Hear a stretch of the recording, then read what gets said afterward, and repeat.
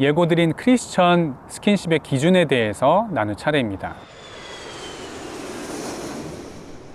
성경에서 스킨십은 어디까지 해야 한다, 이러한 크리스천 스킨십의 분명한 기준이 율법적으로 딱 제시되어 있는 것은 아니에요. 하지만 우리는 스킨십에 대해 하나님께서 기뻐하시는 그 자세가 무엇인지 성경 스토리를 통해서 미루어 알 수 있습니다. 성경에서 말하는 혼전 스킨십에 대한 자세를 잘 나타내주는 그런 장면이 있어서 먼저 소개를 해드리려고 합니다. 바로 보아스의 자세입니다.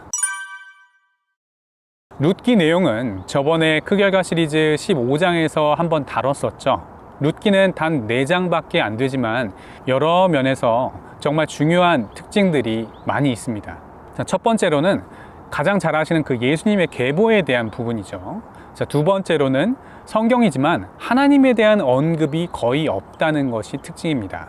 등장 인물들이 가끔 하나님에 대해 언급하긴 하지만 룻기 기자가 직접 하나님이 이렇게 말씀하셨다, 하나님이 저렇게 말씀하셨다, 이렇게 행하신다, 저렇게 행하셨다, 이렇게 언급하지는 않죠. 마치 우리의 일상처럼요. 우리 삶에서 직접적으로 그렇게 드러나지는 않아도 하나님의 섭리가 우리 삶 전반에 걸쳐 나타나는 것을 잘 보여줍니다.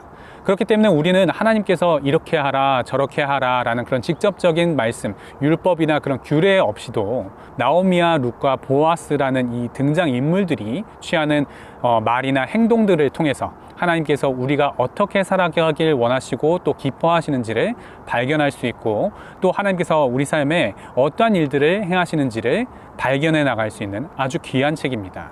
세 번째 특징은 하나님의 구원사역 전체를 단 4장으로 압축해서 예표해주는 성경이기도 합니다. 룻기의 배경은 사사기입니다.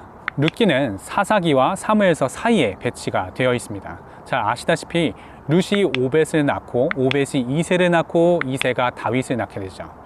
다윗은 사무엘서에 나오는 인물이죠. 룻기의 처음 시작은 사사들이 치리하던 때에 라고 나오죠. 사사기는 어떤 시대입니까? 사사시대는 사람이 각기 자기의 소견에 옳은 대로 행하던 암흑과 무질서, 부도덕, 영적 혼란의 시대였습니다. 그때에 이스라엘의 왕이 없으므로 사람이 각기 자기의 소견에 옳은 대로 행하였더라. 그럼에도 불구하고 이 룻기에는 단 한 명의 악인도 등장하지 않습니다. 고부간의 갈등은커녕 이미 남편을 잃은 며느리들이 시어머니를 봉양하겠다고 나서고요. 노사 갈등은커녕 보아스와 그의 일꾼들은 만나자마자 서로 축복의 인사부터 나눕니다. 보아스가 룻에게 보이는 그 자비와 젠틀함은 타의 추종을 불허하죠. 결혼을 하는 과정에 있어서도 신명기에 나오는 그 계대 결혼법을 따라서 기업을 물으려고 하는 그 과정이 그대로 나옵니다. 이것은 무엇을 의미합니까? 시대가 아무리 악하더라도 하나님의 말씀을 붙잡고 살아가는, 거룩함을 유지하며 살아가는 그런 사람들은 그 어디에나 존재하며 하나님의 그 영적인 축복과 계보는 늘 그런 하나님의 사람들을 통해서 내려오게 된다는 것입니다. 자, 여러분, 룻기의 특징을 기억하면서 룻기 3장으로 들어가 보겠습니다. 룻기 3장에 보면 룻은 시어머니 나오미의 그 코치를 받아서 보아스와 결혼할 계획을 합니다. 지금 나오미는 우리는 이제 완전 망한 집안인데 우리 집을 다시 일으키려면 거할 처소도 구하고 또 집안도 일으키려면 네가 결혼을 해야 되는데 이 보아스가 친족이기 때문에 딱 기업 물을 자가 된다. 그러니까 꽃단장에서 그 발치 이불을 들고 거기 가서 누우라. 이렇게 코치를 해줍니다.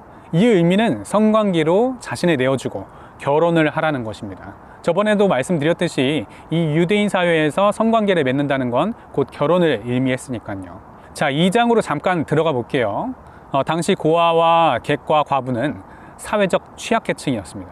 특히 여성에 대한 배려나 여성 인권에 대한 그런 인식이 전혀 없었던 그 당시 사회에서 남편을 잃은 과부가 자신의 생계를 유지하기 위해서 할 수 있는 건 몸 파는 일 말고는 거의 없었습니다. 그러니까 보아스가 룻에게 어떻게 해요? 다른 밭으로 가서 이삭을 주지 말고 여기서 주우라고 한 다음에 자기 밑에 있는 소년들에게 룻을 건드리지 말라고 명하죠. 이게 어떤 의미입니까? 남편이 없는 과부가 돈벌이 할 것이 이삭 줍기나 아니면은 몸을 파는 것밖에 없었기 때문에 남자들이 찝적대니까 보아스가 그걸 막아준 거예요. 이미 보아스와 룻은 썸을 타고 있는 상태인 거죠. 자, 그런 시대상의 분위기를 생각해 볼 때 꽃단장하고 그 발치 이불을 두고 거기 눕는다는 것은 무엇을 의미합니까? 성관계를 의미하는 동시에 결혼을 의미하는 것이죠. 자, 그런데 그런 룻을 대하는 보아스의 자세와 태도가 어떠한가요? 기업 물을 더 가까운 친족이 따로 있다고 말합니다. 예를 들면 자신은 육촌인데 더 가까운 사촌이 있다는 거예요. 이 사람이 기업을 물은다고 하면, 이 사람이 당신과 결혼을 하겠다고 하면 나는 기업을 물으지 못한다. 근데 만약 이 사람이 기업을 물으지 않겠다고 하면 내가 반드시 기업을 물으겠다. 내가 반드시 당신과 결혼하겠다 라고 약속합니다. 게다가 사람들이 보리를 까불리는 그 시기이기 때문에 사람들 눈에 띌 수 있으니 새벽까지 있다가 몰래 나가게 하죠. 갈 때 보리까지 쥐어주면서 갑니다. 자, 여기서 보아스가 취한 자세를 하나씩 뜯어보면서 이것이 무엇을 의미하는지 보도록 하겠습니다. 먼저 사사기의 사회적 분위기와 그 보아스의 행동을 보아야 합니다. 사사기는 영적 암흑기입니다. 레위 지파 사람이 첩을 들이고 그 첩이 강간당해서 죽임당했더니 그 시체를 조각내서 각 지파에 보내는 일들이 자행되던 정말 영적 암흑기에 있던 끔찍한 시대였습니다. 이런 시대에 이렇게 말씀을 준행하며 또 거룩함을 유지하면서 살아가려는 그 보아스의 자세를 보아야 합니다. 남들이 다 그렇게 산다고 나도 그렇게 살지는 않은 거예요. 레위는 본래 자기 재산이 없는 사람이죠. 자기 땅이 없는 지파잖아요. 근데 첩까지 데리고 사는 그런 사회적 분위기였어요. 근데 보아스는 부자였습니다. 결혼하려면 얼마든지 할 수 있었고 첩까지 두려면 얼마든지 둘 수 있는 그런 분위기였어요. 하지만 보아스는 첩은커녕 결혼함에 있어서도 신명기 말씀대로 따라 준행하던 그런 사람이었습니다. 여러분, 시대가 악하다고, 시대가 다 그렇게 산다고 나도 그렇게 살아도 된다? 남들이 혼전순결 안 지키고 남들이 스킨십 할 거 다 한다고 다른 크리스천도 할 거 다 한다고 나도 그렇게 살아도 된다? 절대 그렇지 않습니다. 그것은 거룩함을 잃어버리는 것이고 영적 생명력을 잃는 삶, 세상과 전혀 구별이 없는 삶을 사는 것입니다. 또 한 가지는 스킨십에 대한 기준을 볼 수 있습니다. 오늘 주제죠. 보아스와 룻은 서로에게 호감이 있다는 사실도 알았습니다. 게다가 결혼까지 약속한 사이예요. 왜냐하면 그 가까운 친족이 기업을 물으지 않겠다고 할 가능성이 훨씬 큽니다. 왜요? 이 기업을 물으면 자기에게 상속이 되어야 하는 유산이 자신과 룻 사이에서 나온 자녀에게 상속이 되는 거예요. 기업을 물은다는 건 이런 엄청난 손해를 감수해야 하는 것입니다. 가만히 있으면 내 유산 잘 상속받을 수 있고, 게다가 룻은 과부잖아요. 나이도 많아요. 미드라시에서 보면은 40세 정도라고 나옵니다. 얼마든지 처녀와 결혼할 수 있었는데 왜 굳이 그 손해를 감수하겠어요? 그러니 거의 그 기업을 안 물을 가능성이 많은 거예요, 그 사람이. 그럼 당연히 보아스가 룻에게 약속한 대로 그 기업을 물게 되는 거죠. 이러한 배경에서 본다면 보아스가 룻에게 한 약속은 프로포즈라고 봐야 됩니다. 자, 서로에게 호감이 있는 것도 알고 있고, 여자가 먼저 이불을 같이 덮은 채로 남자가 프로포즈까지 했어요. 사람이 각기 자기 소견에 옳은 대로 행하던 그 사사기 시대에 그 정도면 두 사람은 잠자리를 하는 게 당연한 거예요. 근데 보아스는 그렇게 하지 않았습니다.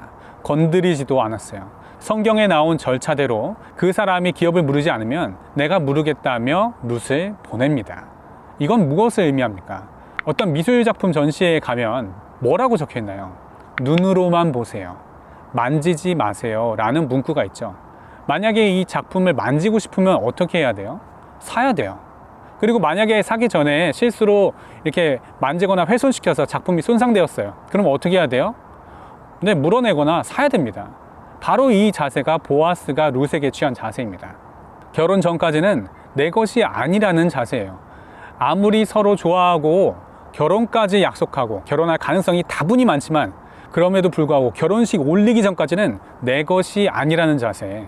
결혼식 올리기 전까지는 아직 룻이 다른 사람과 결혼할 수도 있으니 건드리지 않아야 한다는 자세. 바로 이 자세가 이성관계에 있어서 보아스가 취한 자세입니다. 그리고 혹시나 룻이 자신과 썸 탄 사실이 발각돼서 사람들 사이에서 수군거릴까봐 최대한 비밀을 보장해주고 보호해주려는 모습이 보이죠. 자, 만약 룻이 잠깐이라도 한 이불을 덮은 사실이 소문이라도 나면 기업을 물을 수 있는 그 가까운 친족이 혹시나 그 물을 마음이 있었다가도 그 소문을 들으면 그 마음이 싹 사라지겠죠. 자, 그러면 당연히 보아스한테는 호재잖아요. 그런데도 소문나지 않도록 했습니다. 이것은 무엇을 의미하나요? 룻을 향한 하나님의 결혼 계획이 있어 자신의 감정, 자신의 인위적인 것들이 섞여 들어가지 않고 하나님께서 인도하시는 대로 따라가려는 자세인 것이죠. 아무리 룻을 사랑하고 룻과 결혼하고픈 그 감정이 솟구쳐도 하나님의 계획이 우선한다는 중심이 있는 것입니다. 룻에게 안 좋은 소문이 나지 않도록 배려하면서 갈대 보리까지 쥐어주며 나가게 하죠. 룻이 나와 결혼을 할 사람이든 다른 사람과 결혼을 할 사람이든 간에 끝까지 이 사람의 신변을 보호해 주려는 그런 마음인 것이죠. 연애는 이렇게 하셔야 합니다. 아무리 결혼을 약속한 사이라도 결혼하기 전까지는 눈으로만 보세요. 만지지 마세요. 아무리 결혼을 약속한 사이라도 하나님의 계획, 즉 사명에 따라 결혼하시고 아무리 좋아하는 감정이 있더라도 그 감정이 하나님의 계획을 망치지 않도록 유의해 주세요. 아무리 결혼을 약속한 사이라도 언제든 헤어질 수 있는 가능성이 있기 때문에 만약 자신과 헤어져 나와 가장 가까운 사람, 심지어 친족과 결혼하더라도 아무 문제가 없을 정도로 연애에 대한 그런 비밀을 보장해 주시고 상대방의 발목을 잡지 않도록 상대방을 보호해 주세요. 결혼 전까지 눈으로만 보라니 기준이 너무 높은 거 아닌가요? 아니에요. 예수님은 더 기준이 높으신데요. 마음으로 음욕을 품고 여자를 보는 자마다 이미 마음에 간음하였다. 이렇게 말씀하시죠. 그러면서 눈이 너로 실족하게 하거든 빼어내버리라. 눈 빼고 지옥 안 가는 게 유익하다 말씀하십니다. 그럼 진짜 눈을 빼라는 말씀이신가요? 구약에서는 모세법을 말씀하시지만 예수님께서는 이 율법을 재해석하여 말씀해 주시죠. 그러시면서 구약의 모세법보다 훨씬 더 높은 경지의 기준을 우리에게 제시하십니다. 율법에는 살인하지 말라라고 했으나 노하기만 해도 나가라, 바보라고 해도 미련한 놈이라고 해도 심판을 받게 된다고 하십니다. 율법에는 간음하지 말라고 했으나 음욕을 품고 여자를 보는 자마다 마음에 이미 간음했다고 하십니다. 율법에는 이혼할 수 있다고 하지만 음행한 이유 없이 아내를 버리면 그 또한 간음이고 버림받은 여자에게 장가드는 자도 간음이라고 하십니다.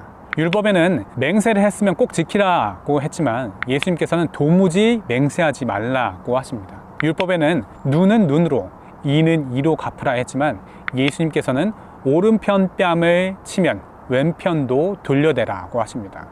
율법에는 내 이웃을 사랑하고 원수를 미워하라 라고 했지만 예수님께서는 원수를 사랑하라고 하십니다.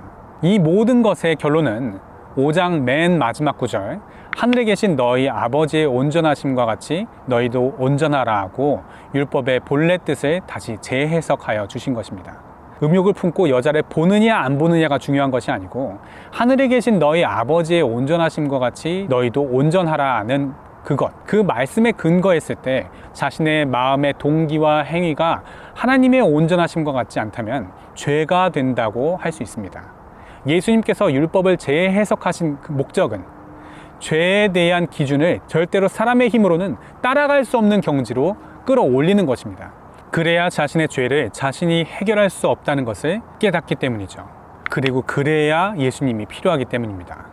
그렇기 때문에 예수님께서 앞서 17절에서 말씀하시길 율법을 폐하러 온 것이 아니라 완전하게 하기 위해 왔다고 하시는 것입니다.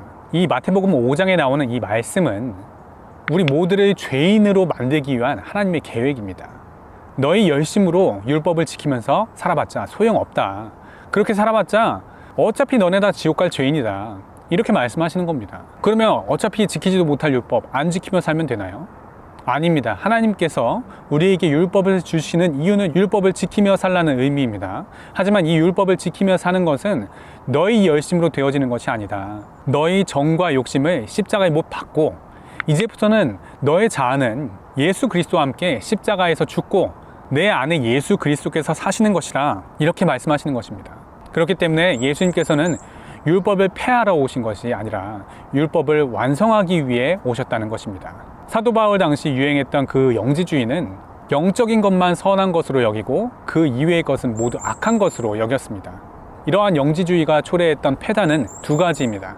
그 하나는 영적인 것만 선호해서 모든 일반적인 사회생활들을 금하고 오직 수도와 기도하는 그런 영적인 생활에만 매진하게 하는 그런 극단적인 금욕주의에 빠지게 만드는 것입니다.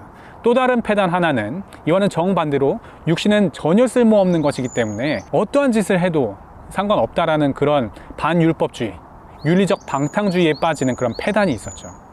물론 스킨십에 대해서 이렇게 허용하는 것이 영지주의다 이렇게 말씀드리는 건 아니에요.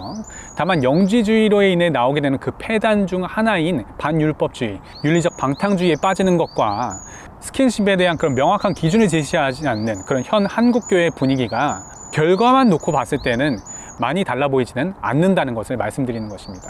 한국교회가 전부 스킨십에 대해서 관대해졌다고 말씀드리는 게 아닙니다. 하지만 적어도 이것에 대한 기준을 명확하게 제시하지 않는 것은 문제라고 생각합니다. 여러분, 스킨십 안 해도 얼마든지 결혼하실 수 있습니다. 뭐 꼭 팔다리 뭐 다 만져봐야지 결혼할 수 있나요? 팔다리 다 작동되는지 뭐 검사하는 겁니까? 그런 거 아니잖아요. 그렇죠? 그리고 정 힘드시면 빨리 결혼하세요. 성경도 음행을 피하기 위해서 남자마다 자기 아내를 두고 여자마다 자기 남편을 두라고 하시죠. 자, 그런데 결혼할 준비는 안 됐고 그렇다고 스킨십을 참기는 힘들고, 자, 그러면 어떻게 해야 될까요? 요즘 교회에서는 칭의를 굉장히 중요시 여깁니다. 이것은 구원 때문에 그런 것이라고 생각합니다. 영접기도 하면서 구원 받았다 하고 구원의 확신을 주죠. 맞습니다. 우리는 믿음으로 의롭다 칭함 받고 또 믿음으로 구원을 얻습니다. 하지만 그 이후 우리의 삶은 중생, 성화의 단계를 밟아 나아갑니다. 그리고 이건 역시 구원과 마찬가지로 내 힘으로는 하는 것이 아닙니다. 내 안에 예수 그리스도께서 하시는 것입니다. 보혜사 성령님께서 도우시는 것입니다. 이 중생은 우리의 노력만으로 되는 것이 아닙니다. 만약 중생이 우리의 노력만으로 되어지는 것이었다면 애초에 예수 그리스도께서 죽으실 이유가 없으셨죠. 그렇기 때문에 우리는 기도해야 하고 하나님께 의지해야 하고 하나님과 동행하는 삶을 살아야 합니다. 이 중생도 구원 못지않게, 칭의 못지않게 굉장히 중요합니다. 이 중생이 없으면 거룩이 없습니다. 세상과의 구별이 없습니다. 스킨십을 절제하는 거요? 여러분 힘만으로는 불가능합니다. 제가 아무리 이렇게 해보세요, 뭐 저렇게 해보세요, 별의별 방법으로 코치해봤자 소용없어요. 사탄은 우리보다 훨씬 더 오랜 세월을 지내오면서 훨씬 더 똑똑하고 훨씬 더 인간에 대해 해박하고 훨씬 더 능력이 많은 존재입니다. 우리가 우리 힘으로 이렇게 저렇게 인간적인 노력을 해봤자 아무 소용 없는 거예요. 저번 시간에 제가 유대인의 결혼 예법에 대해서 설명드린 거 기억하시면 좋겠어요. 신랑이 처소를 예비하기 위해 신부를 떠나갈 때 그냥 가지 않습니다. 신부에게 선물을 준비하고 떠납니다. 이것을 마탄이라고 한다고 했습니다. 그리고 이 마탄은 성령님을 의미한다고 말씀드렸죠. 이 성령님과 함께하는 삶을 살기 때문에 신랑이 다시 올 때까지, 예수님께서 다시 올 때까지 순결을 유지할 수 있는 것이죠. 이것은 영적인 문제이기 때문에 영적인 일은 영적으로 해결해야지 인간적인 방법으로 이렇게 해보세요, 저렇게 해보세요. 그러면 스킨십 참을 수 있나요? 혼전 순결 지킬 수 있나요? 절대 그럴 수 없습니다. 그렇게 인간적인 방법으로 해결할 수 있는 문제가 아니에요. 하나님께서는 절대로 우리에게 율법만 지키라고 해놓고 어떻게 지켜야 하는지에 대해선 나 몰라라 하시며 도망치시는 분이 아닙니다. 성령님께 붙들린 바 되셔야 합니다. 그렇기 때문에 신약이 복음서로 끝나지 않고 사도행전으로 이어진 것이죠. 예수님께서 겟세마네에서 끌려가셨을 때만 하더라도 제자들은 모두 도망하기 바빴습니다. 베드로는 예수님을 3번이나 부인하죠. 예수님께서 십자가에서 돌아가신 후에는 마가의 다락방에 모여서 벌벌벌 두려워 떨면서 자신들의 운명을 걱정하던 그런 제자들이었습니다. 복음서에서는 그렇게 연약한 믿음을 가졌던 제자들이 사도행전으로 건너와서는 어떻게 변합니까? 사도행전 5장에서는 예수님이 옆에 안 계신데도 불구하고 대제사장과 공회와 원로들 앞에서 담대하게 변론할 수 있었습니다. 어디서 그런 깡이 나왔을까요?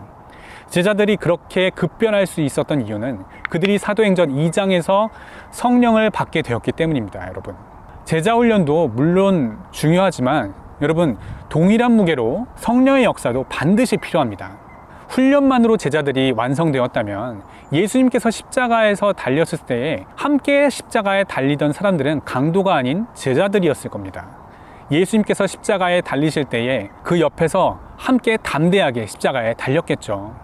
하지만 실제는 그렇지 않았습니다. 훈련만으로는 안 되는 것입니다. 제자들은 반드시 도망갔어야 했습니다. 제자들은 반드시 자기 힘만으로는 절대로 예수님을 끝까지 따를 수 없어야 했습니다. 그래야 예수님의 십자가의 길을 따를 수 있는 것은 사람의 힘만으로는 따를 수 없다는 것을 깨달을 수 있기 때문입니다. 반드시 성령의 역사가 함께 해야 합니다. 예수님께서 옆에 계실 때에도 십자가를 피하고 도망하던 제자들은 성령을 받은 후에는 오히려 예수님께서 옆에 안 계시는 데에도 담대하게 순교하였던 것입니다. 갈라디아서 5장 24절은 이렇게 말합니다. 그리스도 예수에 속한 사람은 정욕과 욕망과 함께 자기 육체를 십자가에 못 박았습니다. 그리스도 예수의 사람들은 어떻게 정욕과 욕망과 함께 자기 육체를 십자가에 못 박았을까요? 뒤이어 25절에 나오죠. 우리가 성령으로 삶을 얻었으니 성령으로 이렇게 할 수 있는 것입니다. 성령으로 십자가에 못 박을 수 있는 것이고, 성령을 받아야 자기 육체의 소욕대로가 아닌 예수님의 십자가의 길을 따라 순교도 할 수 있는 것입니다. 이 성령이 우리 안에 임하실 때 어떤 일이 일어나는데요? 그 바로 앞절에 나오잖아요. 성령의 열매는 사랑과 희락과 화평과 오래 참음과 자비와 양성과 충성과 온유와 절제라고 말합니다. 절제. 성적인 유혹과 정욕을 어떻게 절제할 수 있다고요? 성령으로 절제할 수 있는 겁니다. 우리가 할 수 있는 게 아닙니다. 육신을 따르는 자는 육신의 일을, 영을 따르는 자는 영의 일을 생각한다고 했습니다. 성령의 사람들은 하나님께서 기뻐하시는 것을 나도 기뻐하고 하나님께서 싫어하는 것을 나도 싫어하게 됩니다. 자, 우리는 모두 성욕이 있습니다. 당연히 힘들죠. 그렇기 때문에 더 하나님께, 더 성령님께 붙들린 바 되어야 합니다. 피 흘리기까지 싸워서 음행을 피해야 합니다. 왜냐하면 하나님이 기뻐하시지 않으니까요. 거룩을 잃는 것이니까요. 세상 사람과 똑같이 연애하는 거니까요. 나를 향한 사명을 잃어버린 연애를 하는 것이니까요.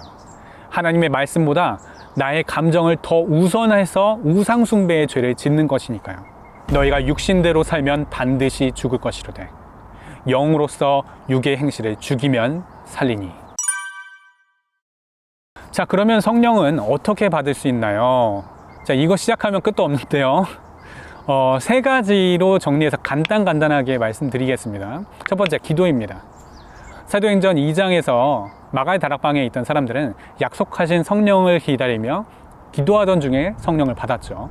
물론 기도한다고 다 성령을 받을 수 있는 건 아니에요. 그런데 기도도 하지 않고 성령을 받기는 쉽지 않습니다. 이곳 청계산 기도원은 저에게는 아주 상징적인 그런 장소라고 말씀드렸죠. 저는 주중에는 제가 출석하는 교회에 가서 기도하고 있고, 주말에는 아버지를 모시고 이곳 청계산 기도원에 와서 기도를 합니다. 한번 올 때 4-5시간 정도 기도하고 가는데요. 졸기도 많이 졸고 또 딴 생각, 잡생각으로 시간만 때우다 갈 때도 많았습니다. 겉으로는 아무 일도 일어나지 않는 것 같았어요. 그런데 갑자기 하나님의 말씀이 임합니다. 갑자기 하나님의 음성이 들리기 시작하고요. 갑자기 하나님께서 제 인생을 막 인도하십니다.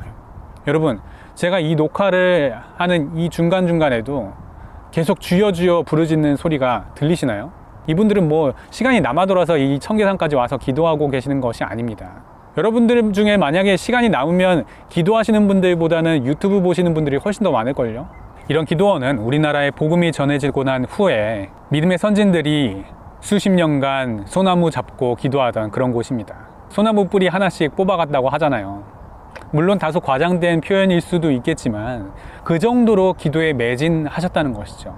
그 믿음의 선진들의 사명은 그렇게 기도하면서 우리들에게 이 값진 복음을 전달하는 것이었습니다. 우리의 사명은 그 믿음을, 그 기도의 자세를, 그 성령의 임재를, 그 사명을 이어받는 것입니다. 두 번째 말씀입니다. 사도행전 2장에서 마가의 다락방에 있던 사람들은 약속하신 성령을 기다리며 기도하던 중에 성령을 받았죠. 하지만 사도행전 10장과 19장에서는 좀 다릅니다. 사도행전 10장에서는 베드로가 고넬료의 집에서 말씀을 전하는 중에 성령이 임하였습니다. 44절에 베드로가 이 말을 할 때에 성령이 말씀을 듣는 모든 사람에게 내려오시니 라고 했습니다. 말씀을 듣는 중에 성령을 받았습니다. 세 번째, 안수입니다. 바울이 에베소에 갔을 때에 아볼로의 제자들을 만났습니다. 그리고 그때 너희가 믿을 때에 성령을 받았느냐 라고 하니까 그들이 우리는 성령의 계심도 듣지 못하느라 라고 이렇게 얘기하죠. 그러자 이제 바울이 이르되 그러면 너희가 무슨 세례를 받았느냐 대답하되 요한의 세례니라. 이건 누가 한 말과 똑같아요. 18장에서 아볼로가 한 말과 똑같죠. 아볼로도 언변이 좋고 성경에 능통한 자라고 했습니다. 일찍이 주의 도를 배워 열심으로 예수에 관한 것을 자세히 말하여 가르치나 요한의 세례만 알 뿐이라 라고 했죠. 그러니까 성령을 받은 브리스길라와 아굴라가 어떻게 해요? 듣고 아볼로를 데려다가 하나님의 도를 더 정확하게 풀어 이르더라 라고 했습니다. 아까 에베소에 있던 다른 제자들과 똑같죠? 성령을 모르는 아볼로에게 배웠으니 당연히 이들도 성령을 몰랐던 거예요. 근데 19장 16절에 바울이 그들에게 안수함에 성령이 그들에게 임하심으로 방언도 하고 예언도 하느니라 라고 했습니다. 그러면서 바울이 두란노 서원에서 날마다 강론을 하게 되었던 것이죠. 자, 이처럼 성령의 사람의 안수를 통해서 이렇게 성령을 받을 수 있습니다. 우리 모두 예수님께서 우리에게 선물로 주고 가신 이 성령을 받아서 예수님 오시는 그날까지 우리의 순결을 지키며 살아가는 그런 거룩한 신부가 되시기를 축복합니다. 형제가 계속해서 스킨십을 요구하고 제가 스킨십에 대해 선을 긋는 것 때문에 계속 짜증을 냅니다. 어떻게 해야 할까요? 자, 보통 자매들보다 형제들이 이런 유혹에서 벗어나기가 힘들죠. 그래서 가이드를 드리도록 하겠습니다. 물론 가장 근본적인 해결 방법은 제가 위에서 말씀드린 대로 성령을 의지하는 것입니다. 그런데 만약 형제가 교제 중에 스킨십이나 성관계를 요구한다면 어떻게 해야 하는지를 좀 가이드를 드리도록 하겠습니다. 오빠가 이렇게 하는 것이 하나님의 기쁨이 되지 않는다는 거 잘 알 거야. 하지만 동시에 오빠는 남자니까 이것을 스스로 이겨내기는 힘들다는 거 알아. 그래서 앞으로 내가 오빠 대신 총대 맬게. 오빠가 하나님 앞에서 거룩을 유지할 수 있도록 내가 도울게. 이것이 형제를 정죄하지 않고 존경과 존중을 잃지 않으면서 형제를 돕는 자세에서 나오는 말인 듯 합니다. 이렇게 대한다면 형제가 그런 연약함에서 조금 더 잘 이겨낼 수 있을 거라고 생각합니다. 하지만 그럼에도 불구하고 계속해서 스킨십을 요구한다? 애초에 혼전 순결을 지킬 생각조차 없는 형제다? 그럴 경우엔 과감히 헤어지세요. 애초에 혼전 순결에 대한 그런 결혼관 자체가 형성이 안 되어 있는 형제입니다. 이런 분들은 아직 결혼할 준비가 안 되어 있는 거예요. 앞에서 말씀드렸죠. 성관계 해주다가 원치 않는 임신이라도 되면 그렇게 책임과 의무는 다하지 않으면서 특권만 누리려고 상대방을 이용하는 그런 이기적인 사람이 그 아이를 책임질 확률이 얼마나 될 거라고 생각하세요? 문제는 죄를 짓는 것이 아니고 죄를 주장하는 것입니다. 창세기 4장에서 하나님께서 아벨과 아벨의 제물은 받으셨지만 가인과 가인의 제물은 받지 않으셨을 때에 가인이 몹시 분하여 안색이 변하니까 하나님께서 어떻게 말씀하세요? 죄가 너를 원하나 너는 죄를 다스릴지니라 라고 말씀하셨습니다. 마틴 루터가 말했습니다. 지나가던 새가 우리 머리 위로 날아다니는 것은 막지 못한다. 하지만 그 새가 머리 위에 둥지를 트는 일은 우리가 막을 수 있다. 여러분, 죄의 유혹이 들어올 수 있어요. 누구나 죄의 유혹은 받습니다. 하지만 우리가 죄의 유혹이 들어오는 족족 죄를 짓는 것은 아니잖아요. 그것은 우리가 죄의 유혹이 들어와도 그 죄를 짓지 않을 수 있는 그 능력이 우리 안에 있는 예수 그리스도에게서 나오기 때문인 것이죠. 죄는 늘 우리를 원합니다. 하지만 우리는 죄를 다스려야 합니다. 넘어질 수도 있어요. 그럼 끝나나요? 다시 일어나야죠. 길에서 넘어졌다고 계속 그 길바닥에 퍼져 있을 거예요. 다시 일어나야죠. 다시 걸어야죠. 이게 우리의 삶이요, 신앙이잖아요. 그런데 죄를 주장하는 건 뭐예요? 아유, 죄 지을 수도 있지 뭐. 그게 뭘 대수라고. 그거 뭐 죄 좀 짓는다고 안 죽어. 심지어는 아니, 사랑과 은혜의 하나님께서 내가 이런 죄 좀 짓는다고 뭐 날 심판하시겠어? 나 이미 구원받은 몸이야. 예수님께서 날 위해 죽으셨다는 것을 믿는 사람이야. 이거 뭐 죄 좀 짓는다고 달라질 거 하나도 없어. 아니, 이 세상에 뭐 죄인 아닌 사람이 어딨어. 이게 죄를 주장하는 거예요. 새가 머리 위에 둥지를 트는 일은 없어야 합니다. 예수 그리스도의 그 십자가의 능력이 주장하는 삶으로 막으셔야 합니다. 제가 저번에 동성애에 대해서 말씀드렸죠. 동성애는 동성애 자체의 문제도 있지만 그 동성애 자체의 문제보다도 죄를 주장하는 그 완고함이 더 문제라 말씀드렸습니다. 마찬가지입니다. 혼전 순결도 이 혼전 순결을 지키지 못한 것도 물론 죄지만 더 문제가 되는 것은 이 혼전 성관계를 주장하는 이 완고함이 더 문제가 되는 것입니다. 죄 좀 지을 수 있지 뭐. 그게 뭐 대수냐? 그 태도가 망하게 하는 거예요. 현장에서 가늠하다 잡혀온 여인에게 예수님께서 뭐라고 말씀하십니까? 아무도 나도 너를 정죄하지 아니하노니 가서 다시는 죄를 범하지 말라 라고 말씀하셨습니다. 성령으로 죄를 다스리는 여러분들이 되시기를 바랍니다. 자, 정리하겠습니다. 저번 혼전순결 편까지 같이 해서 정리를 할 거예요. 첫 번째, 혼전순결의 명령은 다른 사람을 위해서 지켜주는 것이 아닌 나를 위해 지키는 것이다. 두 번째, 혼후 성관계는 축복이지만 혼전 성관계는 죄의 쓴 열매, 저주를 몸에 남긴다. 세 번째, 혼전 성관계는 책임과 의무는 다하지 않으면서 부부관계의 특권만 누리려는 이기적인 행동이다. 네 번째, 결혼 전에는 어떠한 스킨십도 하지 않는다. 다섯 번째, 성적 유혹을 이기고 십자가를 질 수 있는 삶은 오직 성령으로부터 나온다. 여섯 번째, 성령은 기도와 말씀과 안수를 통해서 받을 수 있다. 일곱 번째, 이미 혼전순결을 잃었다면 회개하고 다시는 죄를 범하지 않도록 성령을 의지한다. 여덟 번째, 상대방이 혼전순결을 잃었다는 사실을 알게 되어도 자신의 죄를 회개하면 상대방을 용서할 수 있다. 우리 인님들 지금까지 시청해 주셔서 감사합니다. 그럼 다음 시간까지 안녕.